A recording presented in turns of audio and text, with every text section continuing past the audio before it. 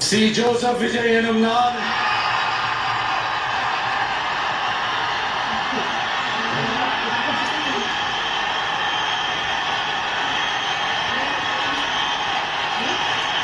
சட்டப்படி அமைக்கப்பெற்ற இந்திய அரசியல் அமைப்பின்பால் உண்மையான நம்பிக்கையும் மாறா பற்றும் கொண்டிருப்பேன் என்றும் இந்திய நாட்டின் ஒப்பில்லாத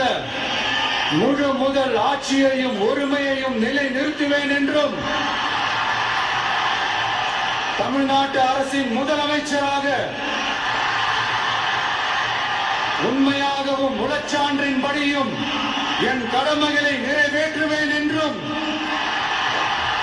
அரசியல் அமைப்பிற்கும் சட்டத்திற்கும் இணங்க அச்சமும் ஒருதலை சார்பும் இன்றி